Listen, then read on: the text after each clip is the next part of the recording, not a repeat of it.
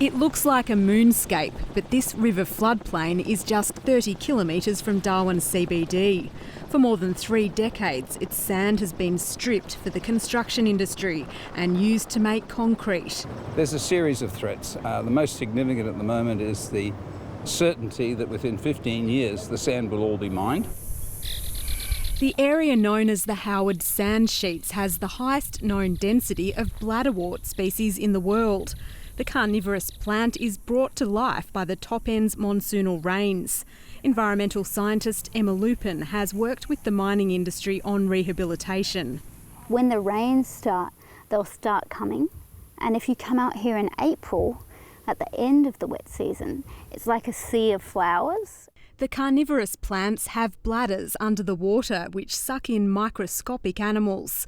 Several threatened species inhabit the landscape, including a tiny frog. There's a tiny little toadlet that's about this big, and it's only found here. It's called the Howard River toadlet. And so if this landscape's gone, it may not have any habitat left. Sarah Peary is one of 5 local artists trying to draw attention to the area. Their exhibition replicates the world of carnivorous plants found at the sand sheets last wet season. We should know better because everyone else in all the other states and territories have gone on before us. Why are we so backward? Why is it taking so long to even get this sort of environmental development happening? About 20 sand miners dig on the sand plains, and after decades without environmental oversight, the EPA is now speaking up. The Howard Sand Sheets are a spectacular thing. They're the biggest sand sheets in the coastal sort of a situation in the Northern Territory, and they have a very, very unique flora. The EPA's preferred response is a protected area and an end to mining. In a draft report earlier this year, it said, there are no known techniques capable of rehabilitating sand sheet heaths that would allow for the preservation of the threatened species. Nor are there likely to be such techniques. Emma Lupin's rehabilitation project hasn't found a way to restore the habitat. Once you take the sand out, the water becomes a lot deeper.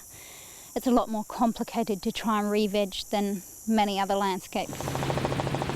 Darwin's demand for sand has skyrocketed in the past decade, with the $34 billion INPEX gas project one of the biggest customers. For the industry, mining the sand locally keeps construction costs down. Where else can sand for construction be sourced, though, if that's what you have to do? There's other sand sources available, but they're certainly significantly longer distances to transport the material. It's very difficult for them. They have serious problems and they're going to have to be dealt with. The EPA has delivered a report on the area to the Territory's Environment Minister as sand mining continues unabated. Felicity James, ABC News, Darwin.